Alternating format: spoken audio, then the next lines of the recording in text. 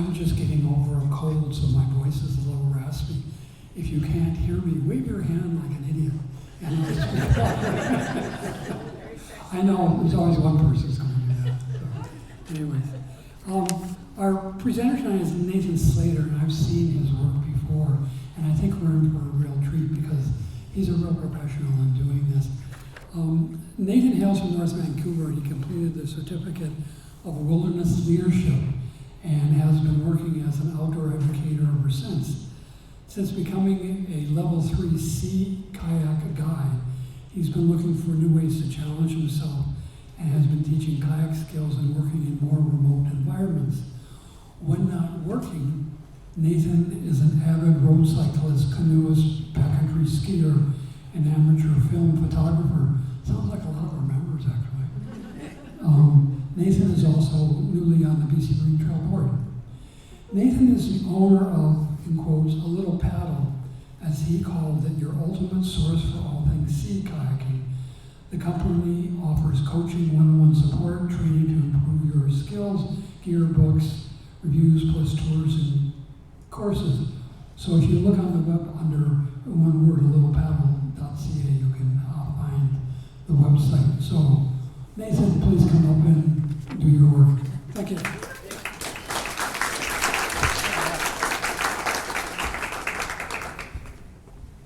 All right. Can you guys all hear me if I talk kind of this way? Or I can carry the mic too. There you go. Now you can hear me. Okay, perfect. Some of you, I'm sure, may have seen bits and pieces of this before, but there's some new information, and also feel free to heckle if you'd like. Before we begin, I'd like to take a minute to acknowledge where we are today.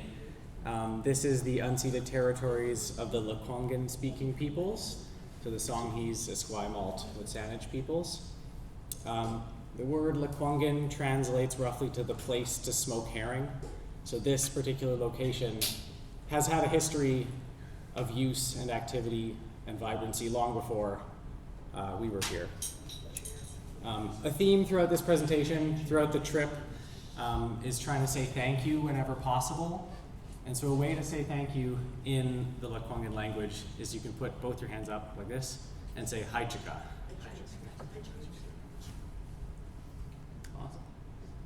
Yeah, please feel free to ask questions throughout. You can either just shout it out or raise your hand. I just kind of tend to ramble, so feel free to cut me off. As well, if any of you have paddled a section of this coast or been thinking about paddling a section of the Inside Passage, please, let's get technical. Ask me whatever's on your mind. Hopefully we'll get some new insights here.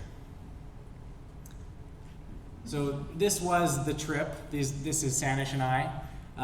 We met on the first day of high school back in 2008. Sanesh, obviously the one that doesn't look like me up there, he's from Cape Town in South Africa, but grew up in North Vancouver, same as me. Day-to-day life, he works as a mechanical engineer. He's currently in Switzerland building carbon capture filters. So he's out there saving the world, and I'm here paddling. I grew up in North Vancouver, but now I live in Victoria, actually just down the road. And I work at St. Michael's University School, teaching outdoor education, and for skills, teaching guide training courses. And in the summer, I go off to Haida Gwaii to guide as well. And together, the two of us have made this sort of website resource called A Little Paddle. I created it back when, in 2019, we decided to paddle around Vancouver Island, which was kind of my first big solo, or not solo, but unsupported kind of expedition. And since then, we've added some blog posts, some photos, some really cool stickers in the back. If you want, there's some stickers for sale, the best ones on the whole ocean, I'm sure. And then before we get started again, to say thank you to all of the nations whose territory we paddled through along the way, to especially recognize those who welcomed us in, to share stories, fed us, housed us. Those nations being the Tla'amin, Namgis, Kwet'wat'sutwanuk, Mamalilakla, Susisnukome, Heltsik, the Klemtu people, People of Metlakatla, British Columbia, and Metlakatla, Alaska. We also stopped in Ketchikan, Shitkaquan, Kihuan, Hunaquan, Akquan, and Stikeen-Quan. So again, for the Lekwungen-speaking peoples, we say Haichika. The Tla'amin, we say Chech Hachech, and Gila Kesla, Giakshia, Ndoishin, Hawa, and Gunishchish. This is our route. This little red line, oh, it's working, there you go. This little red line here that traces its way all the way up the coast, starting in the Victoria Inner Harbor down here, and ending at the northmost terminus. We were up at just below the 60th parallel at the Hubbard Glacier, which is north of Yakutat, Alaska. And then through some circumstances that I'll explain later on in the presentation, we actually couldn't end the trip there, so we had to paddle back south again all the way to Sitka, Alaska, to catch the ferry home. At the very end, the ferry dropped us off in Bellingham, and we paddled from Bellingham back to Victoria. So 140 days in total, 1,923 nautical miles, which is just shy of 3,500 kilometers, so I've rounded up. And that's 8.73% of the Earth's circumference. My mom wanted me to put that part in there, so I'll remind you, that's how far I went. We crossed an international border twice, so 2 separate countries in and out. Over the course of the trip, we spent time on 3 separate sailboats and a commercial fishing vessel, as well as spending 4 days on the ferry home at the end. It turns out people in the north are incredibly welcoming and accommodating, and so we were lent 8 separate cars and trucks for our use. We slept on 7 different couches. We made 192 new friends along the way, which was unexpected, not what I was anticipating when we left off, but I'm very happy that it happened. Rough guess is that we ate 800 granola bars. My sense is it's probably higher than that. Yeah, and we had 41 sort of meals gifted to us, which we shared with people up and down the coast. The trip itself had 6 sort of distinct sections. This is how we planned our meals and our food drops and all sorts of things. So the first section being Victoria to Port McNeill, which was one sort of section worth of food. And then we resupplied in Port McNeill and went all the way to Bella Bella. And then again resupplied all the way to Prince Rupert. And then from Prince Rupert we went all the way to Juneau without really resupplying, but we did stop in a bunch of towns along the way. And then from Juneau to Sitka we stopped several times, including going north to the Hubbard Glacier. Yeah. Do much fishing to supplement your food, or? No. I had every intention of it, but I did not. I was too tired at the end of every day. And then finally we had to paddle from Bellingham back to Victoria, so the last section is quite short. This is what section 1 looked like. We left April 16th, so still very much shoulder season. And this is Discovery Island, and you may notice the giant gale up ahead there. So we paddled 8 miles our first day, made camp, and then we're stuck for the entire second day. We just sat there watching the wind. And then this gentleman, this is Ken. He was paddling solo up the Inside Passage and just so happened to see a poster that I had made and left at Best Coast Outfitters in Victoria. And he sent me a furious couple of emails saying that he was coming and he would catch us. And I think day 3 or 4 he did catch us. And so we paddled on and off with Ken throughout the trip. We'd sort of leapfrog him and he'd leapfrog us, and it was awesome. This was also a section where we had to kind of work through some systems, figuring out how we were going to fit all of our stuff into our boats, making sure the boats were outfitted correctly. In my case, my boat was new, and so I actually had to do some sanding to get rid of some sharp bits inside the hull that were poking holes in my dry bags. So things you kind of have to, you don't really know till you know, and then you manage them.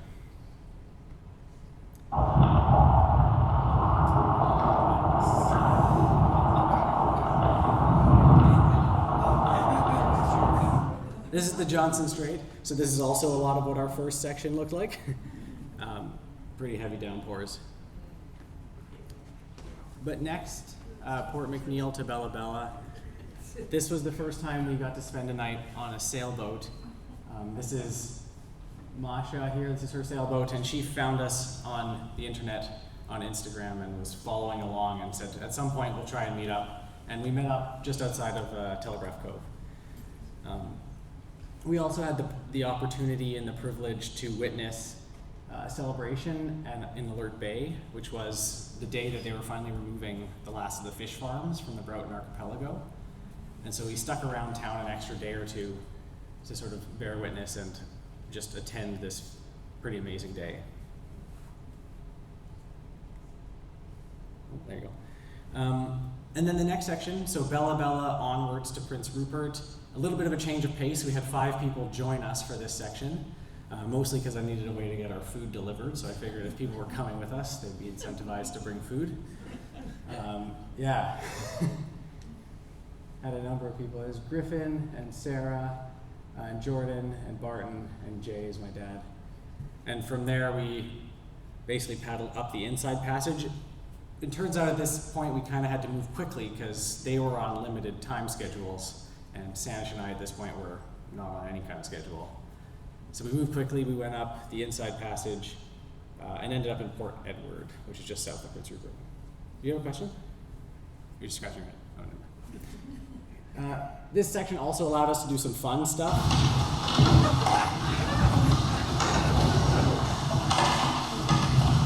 What the fun doing there? This is us cooking along at probably 3 knots on a sailboat. Really quite bad for your kayak, as it turns out. There's a lot of paint that got transferred between boats. But it was a lot of fun. And you can't see where you're going. This next section, probably the longest in terms of timing, from Prince Rupert to Juneau. This is the section where we had to cross the border into Alaska.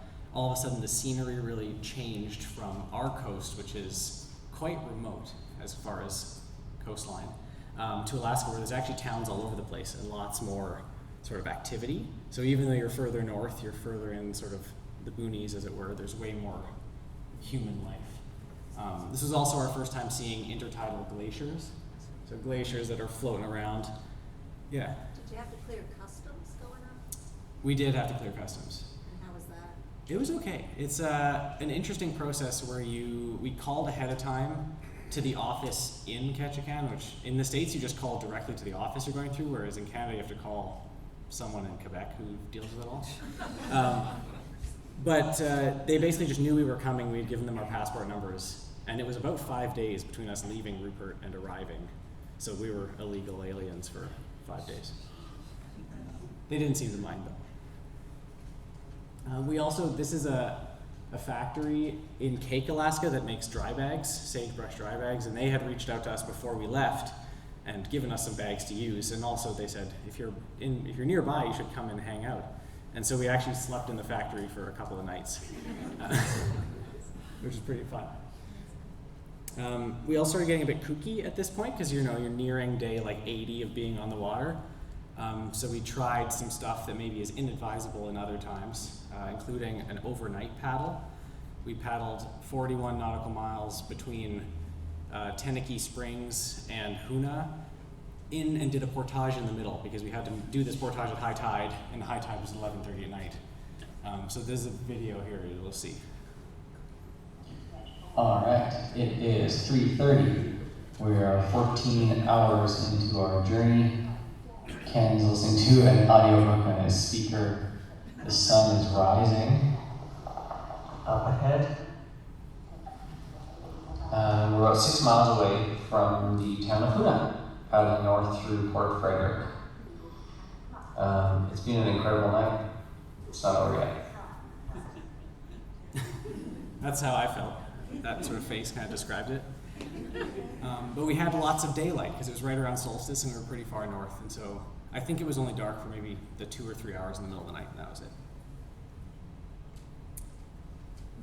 After Juneau is when really the beauty of the coast seemed to open up for us. We saw a ton of tidewater glaciers in Glacier Bay National Park, made it all the way up to the Hubbard Glacier. Again, this is in Gustavus, Alaska, where we got offered a spot in a local kayak rental company to use their shop to fix our boats, which was really nice. And then this is also kind of the crux of the whole thing. So we paddled up what we call, or what is referred to as the Lost Coast. So this zone of coast north of Glacier Bay National Park, which is quite fresh. It was just glaciated about 200 years ago, so it's still kind of rebounding. There's lots of sediment movement. All the charts are wrong up there. It's a very wild place to be. And then we ended up in a hot springs, in White Sulphur Hot Springs, which wasn't intended to be the end of our trip, but we got stuck there for 7 days in ongoing gales because fall was coming. And so we stayed there, and then were rescued by this fishing boat called the Tammy Lynn, which brought us safely to Sitka, Alaska. I won't give context to this video, I'll just let you watch it. Oh yeah, that's just what the hot spring looked like. The video's coming up. It's day 98 of the trip. We're sitting in some sea pockets as well. Sanesh and I just attempted, fairly successfully, our first pee from the boat because this fog means you don't feel comfortable going in there to land. You don't know what it looks like. And I will say, pretty darn sweet. We both put out a paddle float kind of outrigger on the right and then just leaned over and went for it. And I would say, hesitantly perhaps, you don't even need the paddle float. It's really not that hard.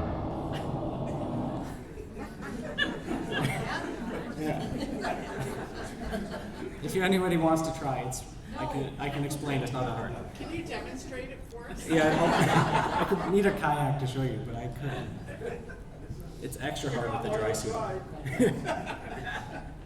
But that is on the Lost Coast, so it was about 20 or so nautical miles on average between river mouths, and it was really challenging to land anywhere that wasn't a river mouth because the beaches were sort of too steep and dumpy, and so we ended up effectively stuck in the boats for those 20-mile sections, so about 8 hours. So we learned to pee from the boats, eat lunch in the boats, all sorts of things. We listened to a lot of podcasts. Those were sort of waterproof headphones I had on, because it was a bit like being in purgatory. You're just watching the same kind of sand dune pass you by for hours. What did you do for drinking water? We had dromedary bags, so Sanesh and I each had 10 liters under our legs in the cockpit. I had an extra one that we rarely, if ever, used, and then at the rivers we'd refill. And because there's only 2 of us, that sort of gave us about a 2 to 3 day buffer of water every time we filled it. And if we're trying to go about 20 miles every day, that's 100 kilometers where all we have to do is find one river at some point. So it was pretty good. And mostly we use those aqua tabs, the chlorine tablets. We had a filter, but the filter was a gravity one, which meant that you had to camp near the river in order to use it, otherwise it was really inconvenient. And so I would honestly recommend the tablets just because then you chlorinate the bag and it's done. Except bad for your gut. So if you appreciate your gut, buy them. Maybe don't go for the tablets. Finally, this is the ferry back. We were on there for I think 3 nights, 4 days, something like that. This is the Canadian border station at North Pender Island. It's a dock and a phone, and the phone, you don't have to dial anything, it just automatically connects you to someone. The woman who I was connected to was French Canadian and didn't know what a kayak was, and didn't understand that Sanesh and I were in separate boats but had come together, and they didn't have registration, they were just kayaks. Anyway, it was complicated, but she did let us in. What could she do to stop you? I don't know, there was nobody there. It's a really kind of an odd system. And then finally, the very last day of paddling, a bunch of people joined us on the water, which is really quite fun.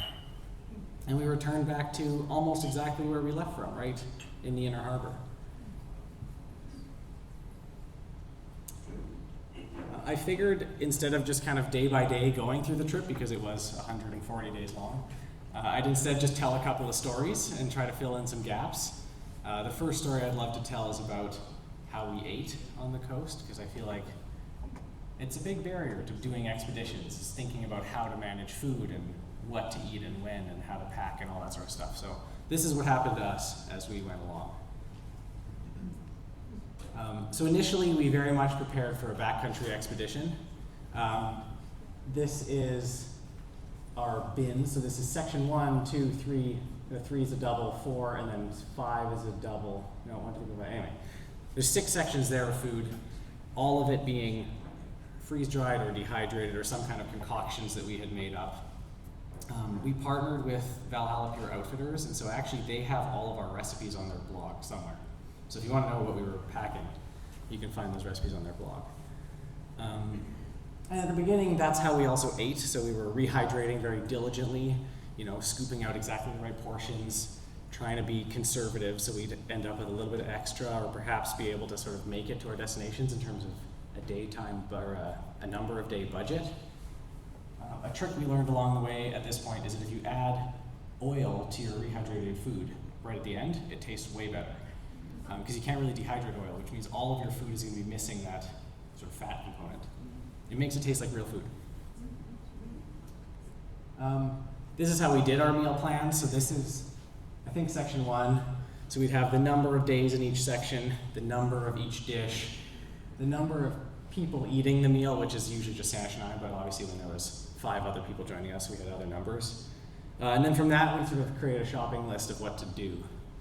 Usually we'd have something along the lines of 4 breakfasts, 4 lunches, and 4 dinners, and they would repeat maybe 3 times in the section. And in the next section, we might substitute one of those meals so it wasn't just monotony, but that's kind of how things worked out. So we had a different list for every single section, and altogether, this was the master list.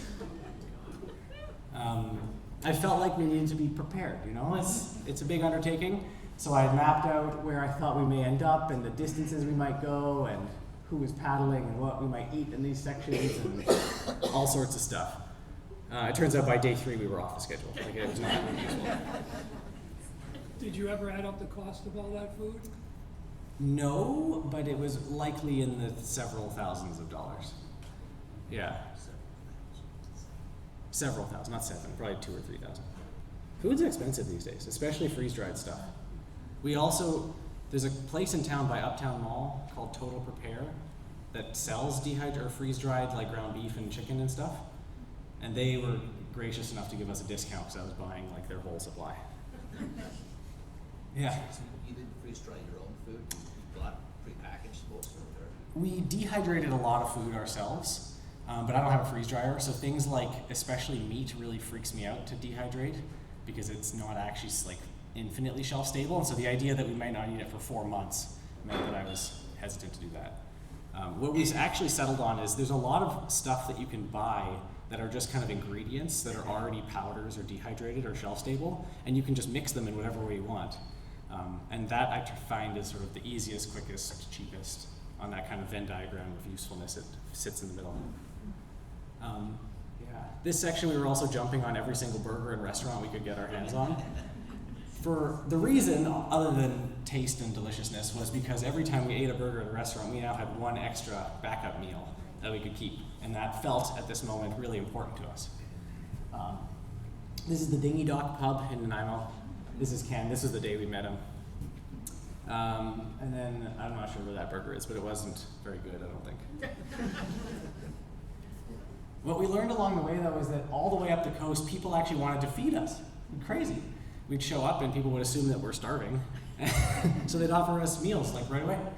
And that really changed the way we thought about food. It was no longer a scarcity of, we only have 15 days of food and we have to get there in 15 days, otherwise we won't have any food.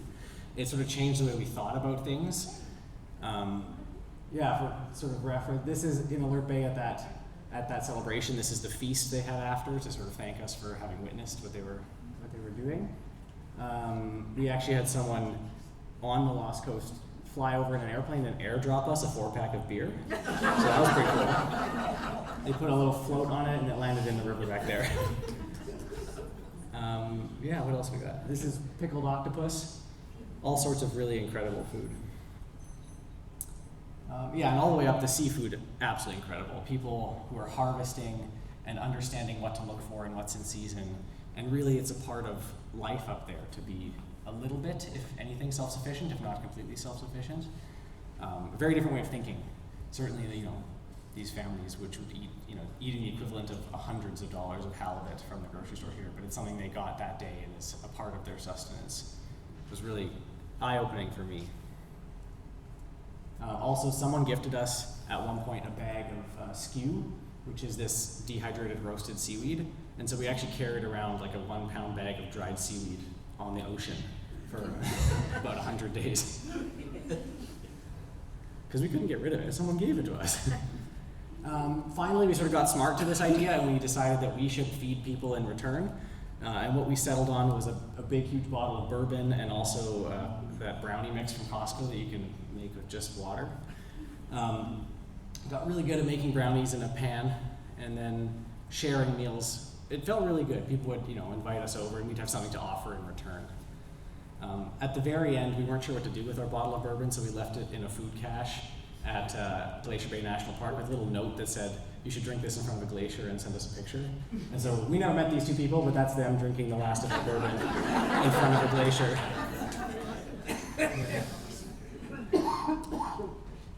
Yeah, the one thing we hadn't anticipated and ended up happening and really changing everything is what we call the Juneau incident. It's recorded in the history books. We had decided to mail our food to Alaska so that we'd have a big box waiting for us when we got there. Luckily, in all the Canadian steps, we actually had people that were going to these places anyway. So I had a friend going to Prince Rupert, and I just sent him with my bin of food, and he was very gracious to accept. It was awesome. But anyway, in Alaska, we didn't have such luck, and so we actually used UPS to mail 2 cardboard boxes that were probably 40 pounds each of food. We weren't sure what was going to be available, so we decided, oh yeah, we'll be able to find rice and quinoa and oatmeal in Alaska, but maybe not hash browns or dried peas or whatever. So we had basically packaged all the high value items, mailed them up, and they arrived earlier than we expected. I got a little notification on my phone, and so I called the office. They assured me it was there and they would hold it for me. And then I called again a couple days later, said, you still have it? Great, okay, you're holding on to it. And then the day we got there, they had returned it to sender, so it was no longer there. And just by our sort of timing, it was the 3rd of July, so the next day was going to be the 4th of July celebration, so everything was going to be closed. And so we had about 2 hours in our weird little rental car that we had got, because Juneau's a very expansive town, so you kind of have to rent a car. It's too big to walk. We had to go to the Costco and fill up in about an hour on anything we thought we might need for 40 days of expedition. And we changed our strategy. It was no longer about nutritious, balanced meals. It was about, this is 2 pounds of cheese, that'll last 10 days. And it worked out okay. We made some new friends along the way. And because of that, we got to experiment. So our food strategy became every meal needs a carb, every meal needs a protein, and every meal needs a sauce. And so, that could be rice and tomato sauce and pepperoni sticks, or it could be, as Sanesh made here, hash browns and gravy and cheese, which is a little backcountry poutine. Yeah, and this is Cape Fairweather. So this is the middle of the Gulf Coast of Alaska. Sanesh is pretty sure he's the only person to ever eat poutine out there, which is probably true. We did actually do a little bit of harvesting. We picked some berries at a certain point. We were just tired every day, so it's really hard to stop and go, oh, let's spend an hour picking some berries. But eventually we did, because we found this incredible bush in the middle of Lituya Bay. And then I caught the world's tiniest rockfish. This is in Sitka on our last day of paddling. And it was too small, so I had to put it back. Any questions about food? This is the end of this food presentation, but yeah. Your weight, you must have lose weight then? Or? I came back about the same weight I left. Sanesh had bulked up a lot before the trip, so he lost a bunch of weight in the first probably 20 days and then kind of maintained. The one thing that happened is as soon as we started stopping in towns to buy groceries, we would also, buy a little ice cream cone every single time. And we developed a habit of eating Oreos, and so we ate a lot of Oreos, which I think helped. Any other questions? Well, the next story I thought I would tell is about the culture of the coast. This is something I hadn't expected when we left. I thought to myself, North Coast, it's going to be empty. It's further north than anyone ever goes. Who's up there? But it turns out, obviously, that's not the case. And so pretty much everywhere we looked, we found evidence of culture. Whether it's, like this is a surf shack, squatter shack, so built, I think in Burnett Bay for surfing basically, so that kind of hippie coastal culture. We also happened upon this sailing catamaran from Hawaii, which was doing a cultural exchange down the coast, the Hokulea voyage, which is quite cool. So it's kind of connecting across the Pacific to other cultures. This is the big house in Bella Bella. So, the people of the coast, the culture, the indigenous history. What was really neat and sort of unexpected was seeing our own culture, sort of outdoor equipment, being able to step into a place where they make gear specifically for Alaska was pretty cool. And thinking about how where you live affects how you make decisions about design and build quality and all sorts of things like that. We also maybe unfortunately ran into a lot of these kind of ghost towns, old industrial bases across the coast, what were canneries or logging towns, or in some cases mines and things. Sort of sadly, they tended to be the worst maintained and least kind of inhabited spots, but certainly a reminder of the more recent past. And then this is a scientific station. This is the Hakai Institute on Calvert Island, which is quite neat. It's like you walk up to like an evil lair from a spy movies. There's scientists and scuba gear and drones and all sorts of things. But hopefully they're doing stuff for good reasons.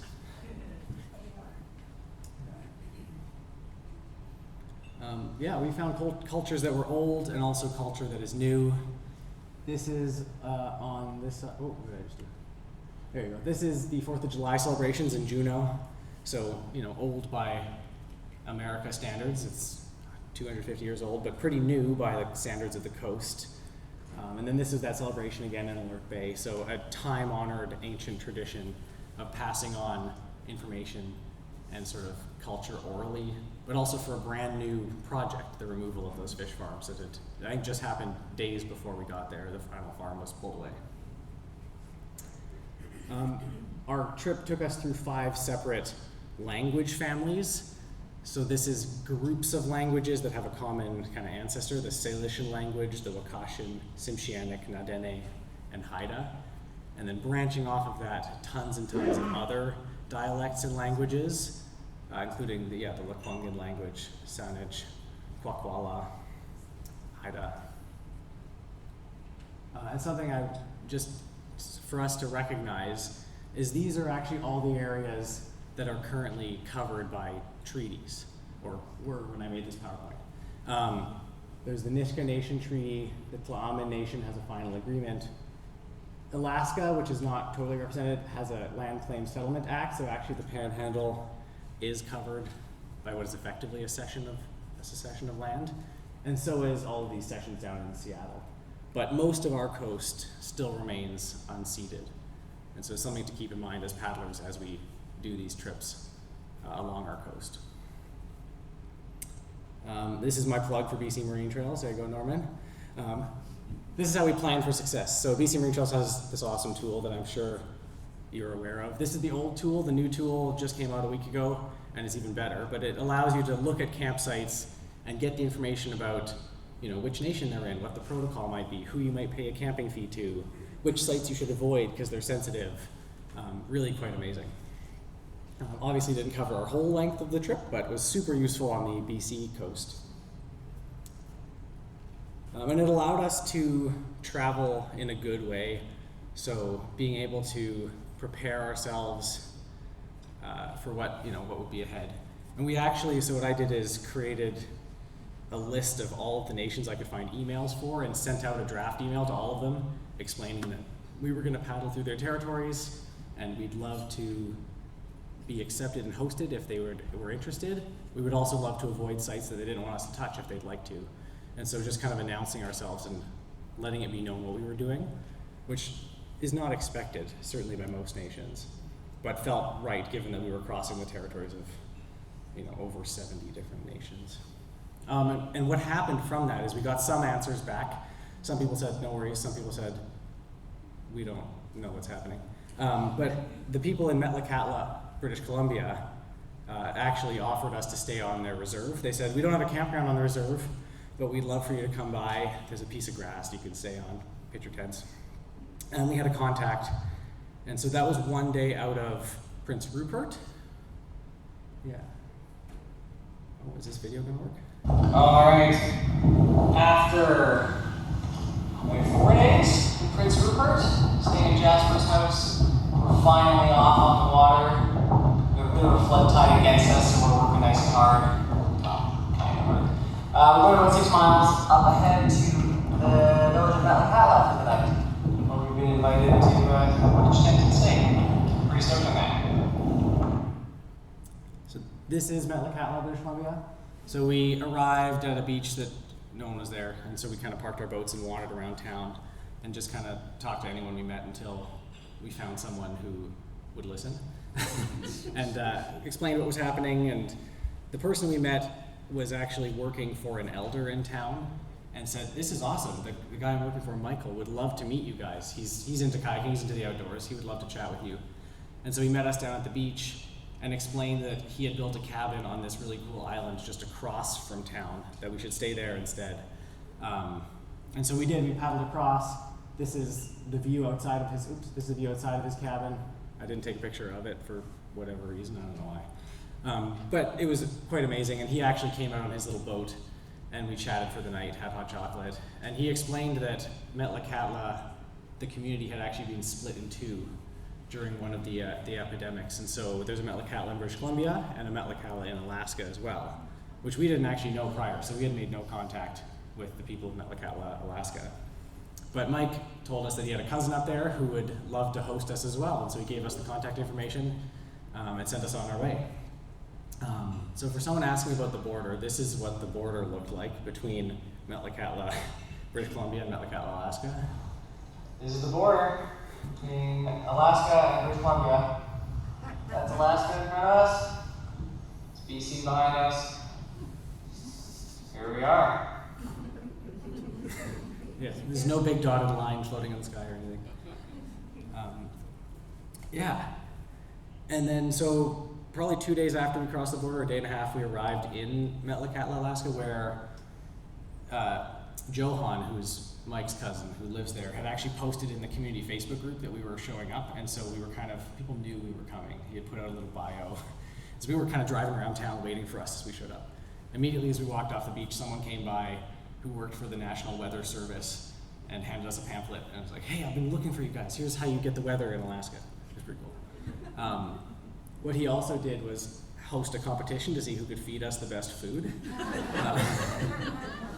So this is one of our meals is sushi and moose stew and sea urchin, and all sorts of pickled octopus, all sorts of things. Really quite awesome. And we got the chance to speak to the kids at the Boys and Girls Club in Metlakatla, which was pretty cool, and at the Elders Center, which was awesome. We got to speak to the outgoing generation and the incoming generation, which was pretty awesome. And what was really amazing is that we got to witness just their practice recital for a cultural dance that they do often in the summer. So this is a short little video.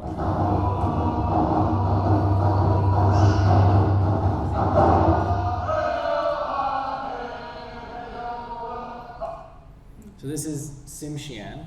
This was my first time being in a Tsimshian village, and also the last time we'd be in a Tsimshian village. After this, we sort of moved into Tlingit territory. Thank you very much. Really amazing. And then they sent us on our way. And so that's the end of this story. Any questions about that? All right.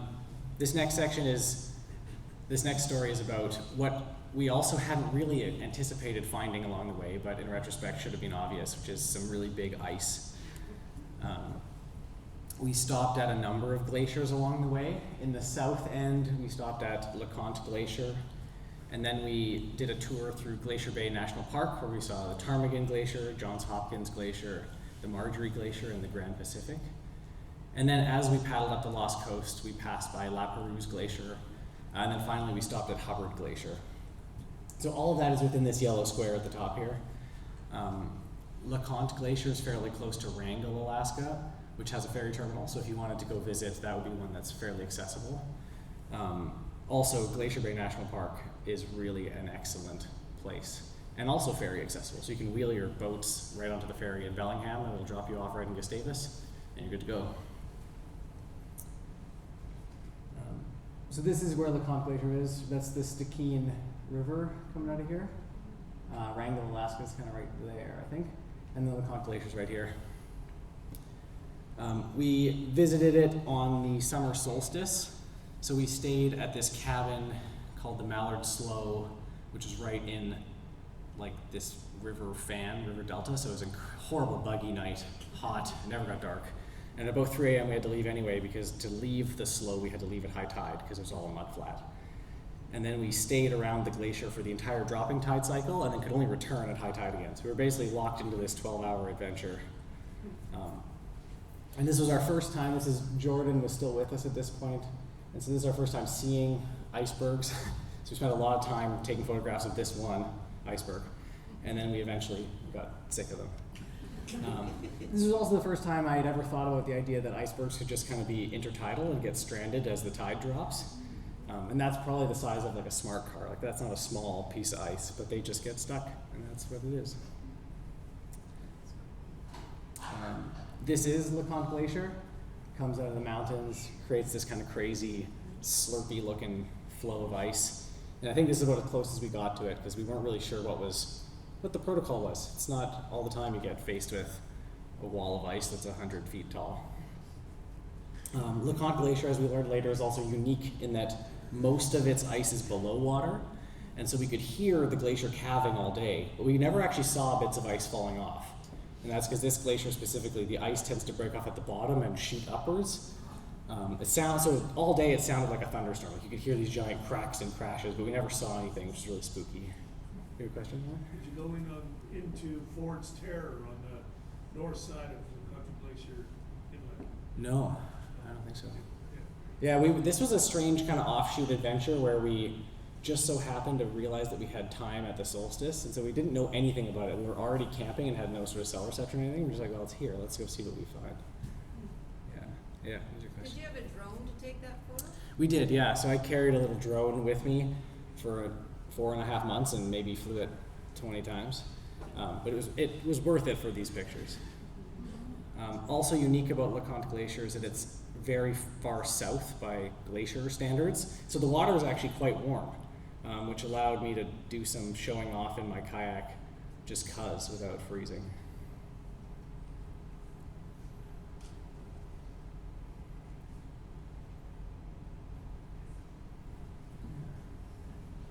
And then eventually, I didn't put a photo of it in the presentation, but we had to stay there for 12 hours, so we could only return on the high tide, and we'd only slept collectively maybe an hour between all three of us. So we actually all fell asleep on a beach tied to our kayaks. We just kind of tied our tow belts to our boats, let them float, and fell asleep. And then when the water touched our feet, we were like, oh, the tide's up, and so we kept going. So this is quite a few weeks later, actually. So from Wrangell, which is down south, we came all the way up to Juneau, which is up here. Juneau's up here. And then we came along into Glacier Bay National Park. And we originally hadn't planned on stopping in Glacier Bay National Park at all. We had planned on trying to paddle all the way to Cordova, Alaska, which is way up here. But due to some circumstances that we didn't know when we left, there actually was not going to be a ferry crossing the Gulf this year in 2023. So if we got to Cordova, we'd be stuck there. So we made the decision to paddle halfway and return, which then gave us this whole window of time to explore. And I'm incredibly glad we did. So we decided to go into Glacier Bay National Park. It's pretty amazing, and their setup is that they provide bear bins for every guest that goes through. There's kayak rental businesses. Like, it's quite a happening place, but it is free. The park permit is free, which is awesome. They give you a little orientation and all sorts of stuff. So what's incredibly unique about it is that there was a sort of mini ice age that ended around 500 years ago. And so in this zone, the entire mouth of Glacier Bay National Park, all the way here to the mouth, was covered by the Grand Pacific Glacier. So way back when, I think it was John Muir that first kind of popularized this zone, most of it was covered in ice. And since then it's been receding quite quickly because of the rebound from that ice age effect. And so the landscape, it feels almost like paddling backwards through time, because as you get closer and closer to the glaciers, there's less and less stuff. The vegetation is just not there. The animals are not there yet. Like, it has just been sort of unearthed, and that was really cool. Yeah, near the mouth of the glacier, it's full biomes. You've got forests and whales feeding on fish, all sorts of things. But then the further you go in, the less you find, the more you feel like you go back in time. What was special for us in this zone is we saw quite a few wolves in the park, which is unique in that often they're hiding from the grizzly bear, but this year was a long winter, and so the grizzly bear hadn't come down from the mountains yet, which kind of opened up this niche for the wolves. So this is a video that I'll play it and you'll see. Sanesh was just being followed by 2 wolves as he was walking on the beach. You can see one trotting away back there. You didn't even notice this, the other one. So Sanesh was taking his morning business around the point, and as he came back, 2 wolves were following him. And they spent the morning kind of howling at us while we were packing up and leaving. But really quite cool. We sent this video to the rangers at the park station, and they were pretty excited about this because often they don't actually see wolves very often. They mostly see bears. The first glacier we stopped at was the Ptarmigan Glacier, which used to kind of reach all the way to the water. Now it's probably 100 or so meters back. And then this is the glacial outflow river. So adding to our concepts of intertidal icebergs and all these sort of hazards, we now have glacial outflow currents to think about, which is impressive. This is not a very big glacier by glacier standards, but it's creating probably a 2-knot flow out of there. So this is a video of me just doing a nice eddy turn into the flow.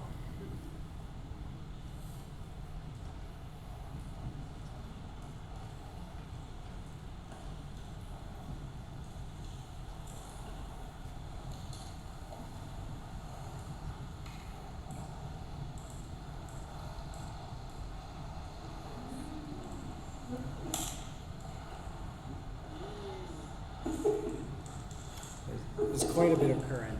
And you can't see in the video, but Sanesh is laughing because I ran into an iceberg as soon as I did the turn. But now another thing to sort of add to our repertoire of things to think about when you're paddling around ice. And I'm glad we learned about it in this kind of controlled setting because they are quite extreme. Later that day, we stopped at the Johns Hopkins Glacier, which is really quite spectacular. It's been receding quite quickly up this super narrow and tall kind of channel. So really, this was like the most you felt like you were back in time. So the walls were just fully newly scoured rock. There was all these waterfalls that were just kind of bouncing off of things, like they hadn't carved channels yet. No vegetation to be found whatsoever. About 1 million seagulls in this zone, feeding on whatever, I don't know. And strangely, this is also a spot where the seals come to have pups because the orcas don't come up there. So they had just reopened this area. It was closed for a few weeks for the pupping season, but still there was probably about 100,000 seals in the zone. This is also where we encountered the feeling of paddling through the sort of what I've been calling the like slushy ice. Very strange. It makes a horrible sound against your boats. And that whole day, we thought we were just putting holes left, right, and center into our hulls. But at the end of the day, it turns out no damage, which gave us peace of mind. And I think this next video has the sounds on it.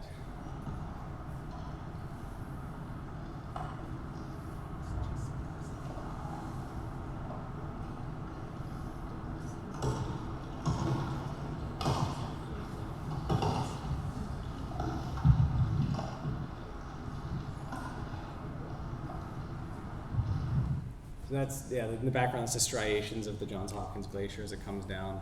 That's what the ice sounds like when it whacks into your boat. At first we were trying to avoid it as best we could, but eventually it's just so thick you can't do anything about it. So, something new to add to our list of things to think about. The following day we stopped at Marjorie Glacier, which if you've ever seen brochures of Glacier Bay National Park, this is the one in the pictures because it's white and pretty. Quite spectacular. And this introduced us to a new thing to think about, which is glacial outflow winds. Because a glacier is cold, the air compresses and sort of falls and slides down the glacier.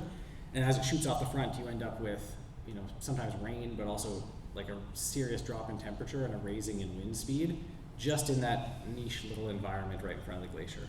So it's a beautiful sunny day, but as we were there, it was raining and gray and cold. Yeah. How far is the paddler off the face?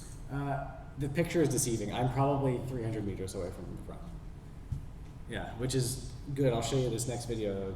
Just, don't think too much about what's happening here.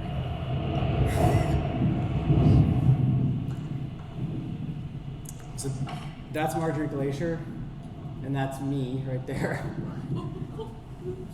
Yeah, and this was also the first time we actually saw ice calve off a glacier. So we were naive. We didn't really know what we were dealing with at this point. We had heard calving. We hadn't seen anything yet, but all of a sudden we were witnessing it.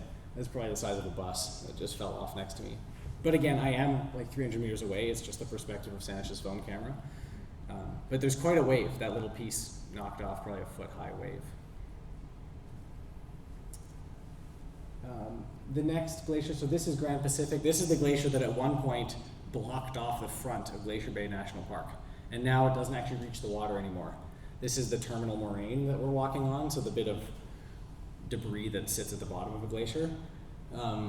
It's also, curiously, really close to the Canadian border, right in that funny little armpit of Alaska.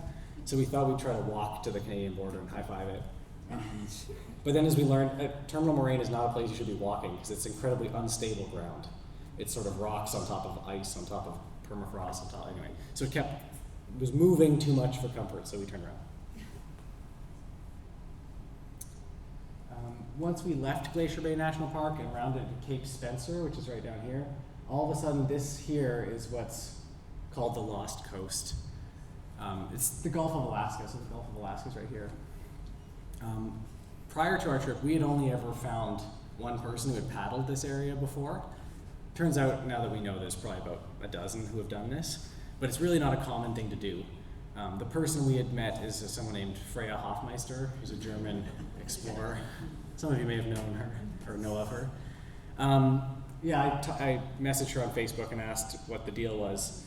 She pointed me towards a book that she'd written about this section, but also said, maybe don't go there. You probably shouldn't visit, it's bad. But I didn't listen. And I'm glad we went, it was pretty incredible. But it is such a strange place because it was also covered in ice 200, 250 years ago. And so the land is rebounding and there's really not much there yet. As you can see, it's just become so flat compared to the rest of the coast. That's all just sand dune beach. Like there's nothing developed quite yet. The first day we rounded, we passed by La Perouse Glacier, which gave us kind of a taste of what this zone was like. So that's me paddling in front of the glacier. And really spectacular, you can actually see all the way to the top where it starts, all the way to the terminus, which is unique and really cool. We met someone in Gustavus, Alaska before we left who had hiked this area of coast back in the late 80s. And at that point, you actually had to cross the glacier to cross this. You had to do some ice travel to get from one end to the other. Whereas now there's a clear kind of gravel line moraine at the end. What's not necessarily clear from this photo though is that these are all probably like microwave to refrigerator sized blocks of rock. And that's 1 meter swell smacking into them. So we couldn't stop. We couldn't land here at all. This was, I think, the first big day of paddling, and we attempted a couple of landings. And after this day, we didn't attempt anything anymore. It was just not a safe thing to do. We could land, but we couldn't really leave again. And just for context, 1 meter swell is about as good as it ever gets here. We happened upon a really spectacular window. It was a stable high pressure system, 1 meter seas, not a lot of wind, and yet still, this is what we were sort of faced with. But as we kept going, we ended up in Yakutat, Alaska, which is a town kind of right here on the edge of this bay. And as we arrived, that was meant to be the northmost point of our trip. We thought we'd resupply with food, turn around, head home, but the winds were picking up from the northwest, so we had about 3 days where we couldn't actually go back out. And so we thought, let's explore Hubbard Glacier, let's go further into the bay and take advantage of this time. And I'm very glad we did. So this is Hubbard Glacier. It's the largest tidewater glacier in North America, so the largest glacier that goes all the way to the ocean in North America. This is the face of it here. So the face of it is, I think, somewhere along the lines of 400 feet tall and 7 miles across. So like 13K across and 100 some meters tall. And it stretches all the way back into, this is the Yukon back here. So that's kind of the 60th parallel, so it's right at the top of British Columbia and it stretches up into the Yukon. On the right, this is, I believe it's called the Taylor Glacier. And this glacier is bigger than any glacier we had seen previous. Every glacier in Glacier Bay National Park is smaller than the Taylor Glacier there. So there's just a bit of size comparison as to what we had seen previously. It's also home to a species of bear called a glacier bear, which is a black bear that's specially adapted to have silver fur and kind of blue skin, so it blends in a bit to the environment. We didn't see one, but we were really hoping we would. Also, the southernmost resident population of belugas lives here. But belugas white, ice white. We also didn't see any of those. Or maybe we did. Maybe there's some in that footage. Yeah, this was really special. We spent one night here. We didn't get close at all to the glacier because it's so big. The scale is unfathomable. I'll just kind of let this video play. That's me and Sanesh.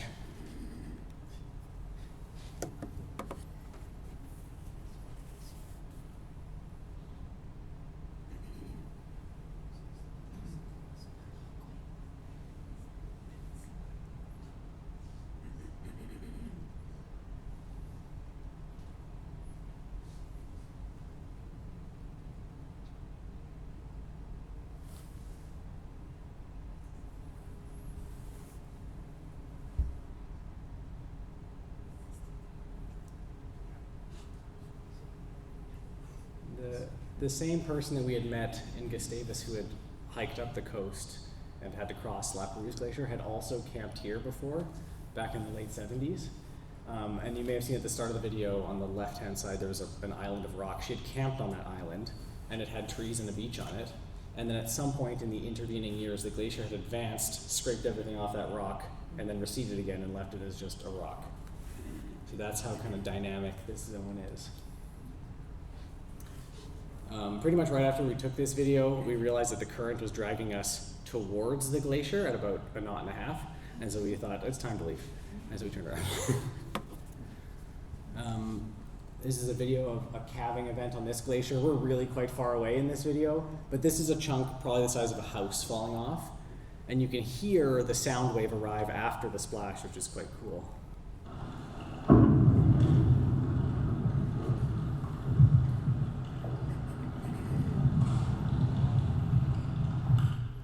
Just pure coincidence that we happened to catch that because there's no way to know they're happening, but yeah, really quite cool. The last sort of hazard we encountered here that we hadn't really thought about is the fact that these ice flows, the sort of pack ice, slushy stuff, it really responds to nothing that we could understand. Like if there'd be an opening, you'd paddle like crazy, it would just kind of close on you, and then you'd have to push your way through to a new opening. Sanesh and I actually both put holes in our fancy Warner paddles pressing against sharp ice. So the ice is not damaging to boats, but did break our paddles. Yeah, and this is where sort of I'll leave things as a time lapse of that ice in front of Hubbard. So just keep an eye on where things are moving. Try to get a sense of it. Like at the moment, you have we had no idea in the present time what the heck was happening. But this is 20 minutes sped up to like 15 seconds or something.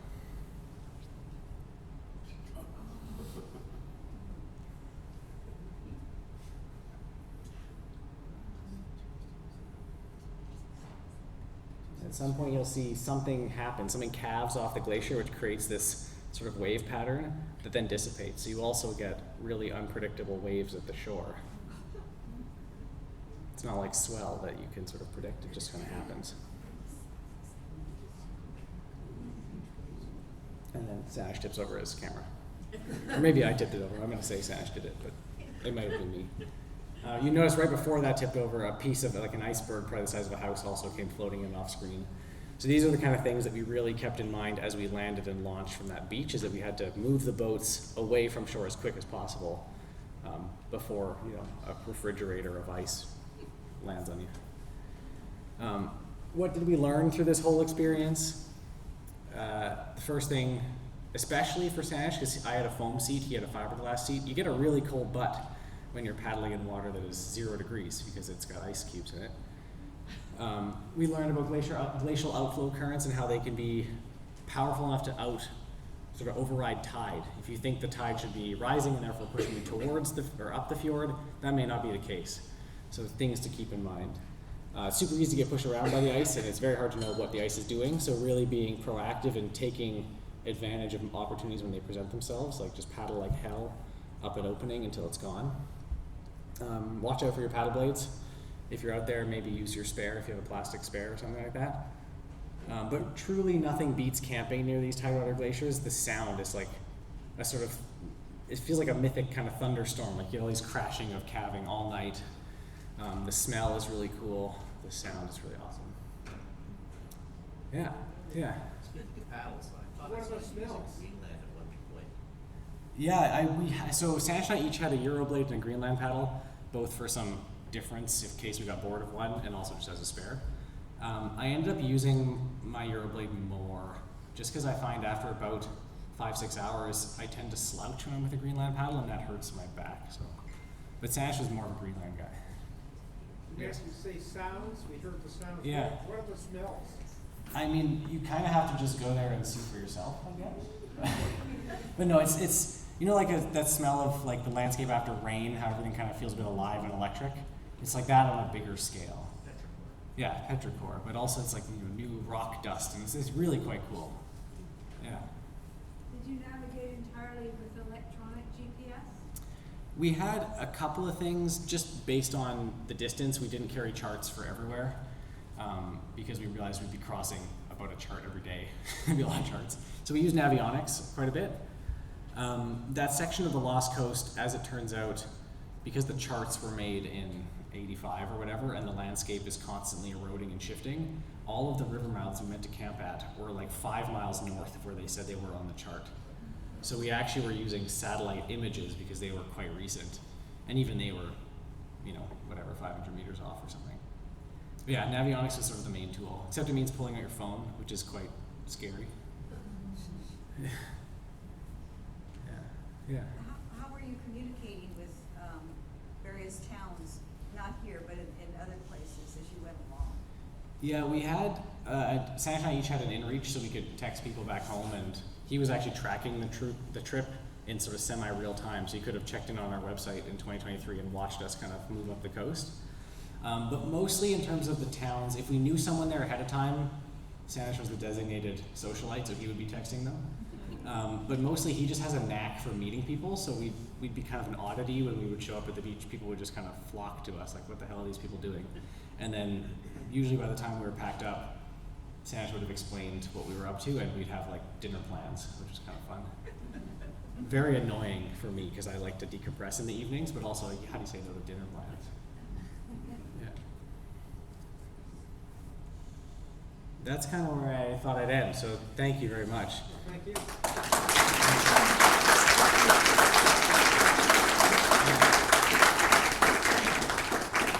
How far can I walk? That's as far as I can go. Right? I'll take any more questions, but yeah. So how much food did you bring home? So there was the stuff that went to Juneau for that Juneau incident was our section 5, which was 1 full tote. But by the time we had put it into cardboard boxes, it was like 2 big cardboard boxes. Of those 2, one of them detonated in transport and never made it home. The other one returned home very badly damaged. So I'm not a huge fan of UPS, I'll say. So we got that box. And then the entirety of section 6 we just never shipped out because after that incident I was like, I don't want to deal with this anymore. So what we did is at the Costco, we bought all the food we needed for the entire remainder of the trip, which was 40 days, something like that. And then we used the US Postal Service, which has these prepaid boxes. So you basically, like, it's a designated fee and you just fill it as much as you can. And they will hold them at post offices for you, sort of indefinitely, as long as you call the post office and tell them what's going on. So that was way better. And so in Gustavus we had a box, in Yakutat we had a box, and in Pelican, Alaska we had a box. Yeah. And so I'm still actually eating some of the leftover quinoa and stuff. So I don't really want to eat quinoa in day-to-day life as much as on trip. Yeah. Yeah, from the time that you decided to do this trip until launch, Yeah. how much time was involved in planning this? Yeah, we probably started, in all honesty, like 2.5 years before we left. But mostly it was in this sort of planning phase of, originally there was going to be sort of 8 people that joined us. So we had these kind of Zoom meetings every month to make sure people were still on board and what roles did we want to take in terms of, you know, planning and preparing and whatever. We decided that none of us could really afford to do this, so we also sought out a bunch of sponsorships, which required a lot of work. And at the end, everyone backed out because a third of a year is a long time to take off work to kayak. And so by the time Sanesh and I were committed to leaving, it was probably I think it was December, so it was about a half year and then another year before we left in April. Yeah. Did you get anybody to sign your kayaks along the way? No, I didn't think about that. We did produce a whole bunch of stickers, and so we handed out stickers. We probably handed out like 500 stickers along the way, which was pretty fun. But no one signed our kayaks. Did you have any health issues? No, for the most part, like occasionally you get kind of worn down with a bit of a a cough or cold and it kind of pass. But in terms of major like muscle aches and body aches, not really, which was pretty surprising. Sanesh started the trip with a bit of a shoulder thing, but it turns out the sort of repetitive actually using his shoulder ended up being good for it, and so it mostly went away. I think it was a hunching typing kind of injury rather than a repetitive use injury. Certainly by the end of a long day, I find that I kind of slouch, and so my lower back will hurt a bit, but often overnight that goes back to normal. Yeah, it really was remarkable because that could have ended the trip for sure. Yeah. Did you run into many stinky cruise ships or? Yes. Yeah. The question was, do we run into any cruise ships? Southeast Alaska's economy is like very based upon cruise ship tourism and commercial fishing, and so we ran into both of those things a lot. A lot of the towns up there basically have a real town and next to it a cruise ship version of the town, which is kind of fun. Because it's a town of like 1,000 people that then has like a $10 million cruise ship dock. Like it's a bit of an absurd thing to look at. Certainly Hoonah, Alaska has the town of Hoonah, and then 5K away has the cruise ship town of Hoonah, which is kind of funny. In Glacier Bay, we actually had a cruise ship that, I don't want to say almost ran us over, but almost ran us over. They do this funny thing where they go up the fjord to look at the glacier and then do a 360 and come back. And so we had started a crossing. The cruise ship went ahead of us. I was like, this is fine. The cruise ship's going this way. So we kept going. It just turned around and came right back again. And so we hadn't finished our crossing yet. So I was close enough that I was able to surf on the bow wake of the cruise ship, which is a bit, yeah. It was a bit of a strange kind of experience because you could see on the bridge like 10 people with binoculars looking at me. Like they could see me. They weren't going to run me over, but like they didn't call me on the radio or anything. They just, anyway, I was not happy. Yeah. How do you charge your inReach and your drone? How do you keep your batteries alive? Sanesh and I each had some of those, like Amazon battery pack things, 20,000 milliamp hour. And I had 4, and Sanesh had 4, I think. And so basically every town, we each invested in this thing that has like 1 wall socket and 6 USB plugs, which meant that we could charge everything all at once in one night. It sort of worked halfway. It was a cheap kind of product that we bought, but the idea I think is solid. You can charge everything in one night. Yeah. Did you wear a dry suit or a wetsuit, and did it last the whole time, or did you change them out? Yeah, we both brought dry suits. There's a company in Port Moody, I want to say, called Orange Canoe that makes them. So we worked a bit with them to sort of, we were basically dry suit testers. Like they had made a couple of prototype things on our suits that we were trying to test. Sanesh's suit lasted the whole time. He had to do a bit of repair in Gustavus to kind of aqua seal a couple of holes. The suit that I had some issues with one of the tapes that they were using, so a lot of the seam tape came off. And so they were nice enough. They actually mailed me a new suit in Yakutat that I wore on the way home, which is pretty cool. I also didn't wear mine all that often. The entire Lost Coast I wore it because the consequences were so high. But for the most part, the trip between Ketchikan and Juneau was about 15 days of mostly sunshine and no winds. And so for the sake of comfort, I was in just a t-shirt. But I did have, the whole time we were in Glacier Bay National Park, I was in a paddling jacket and neoprene on the bottom. I prefer to be a little bit wet, but warm, as opposed to stuffy in a dry suit, so that's kind of my preference. Sanesh in a dry suit that whole chunk of time. Yeah, did I answer the question? They're a big object, so it's really hard if you're not wearing it. It's where the heck do you put this thing? So that's something to consider if you ever do a trip like this. So where do you put your dry suit if you're not going to wear it?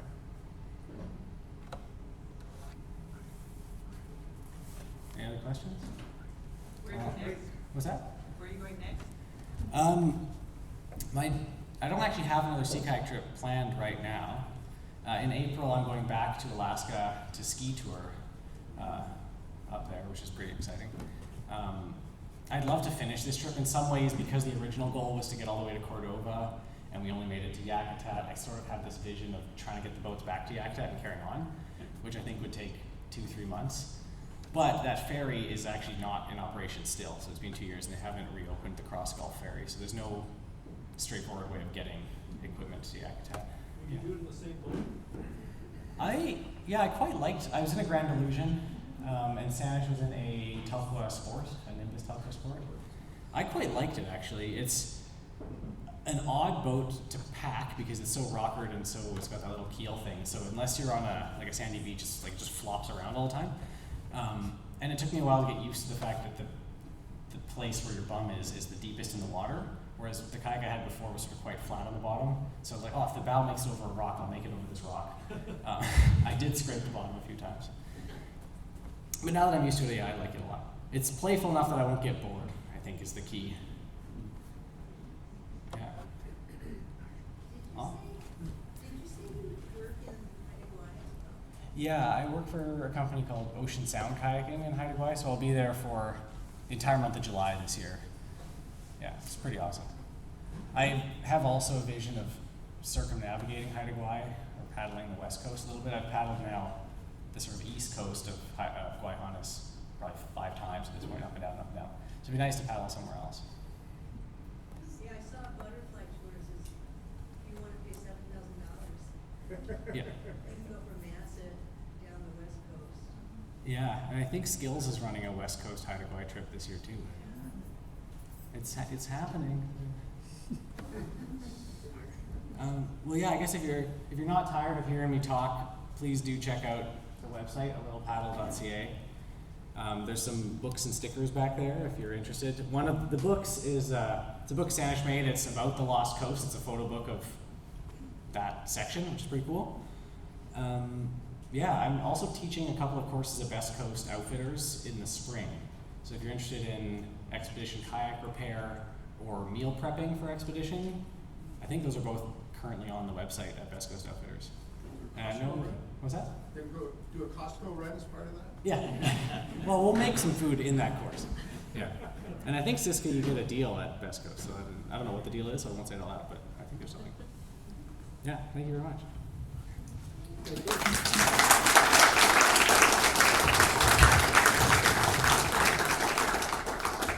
So there's 3 parts to this. The first part is, what an incredible experience and what a wonderful presentation.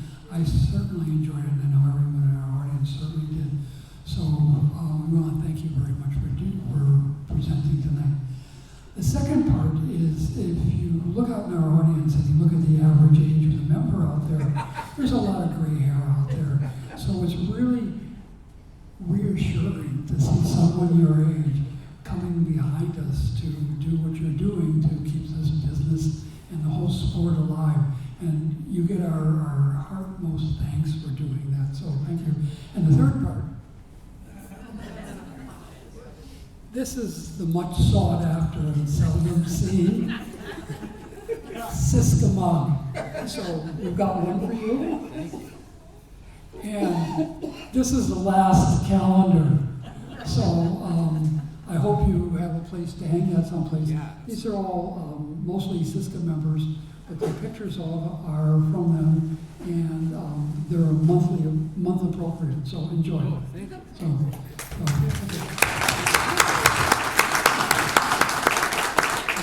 So next month we've got a real treat for you. Elizabeth Purton, a while back, over the last many years, has done 18 separate trips to the Baja. And she put a compilation presentation together, and she was doing it for BC Marine Trails out of her house, because they do their meetings by Zoom, when a car came roaring down the street and smashed into the tree and knocked out her power. So no presentation for BC Marine Trails. However, she's agreed to redo the presentation for us next February. So if you're a member, a fan of paddling in the Baja, please come and join us. Until then, be safe and have a nice ride home.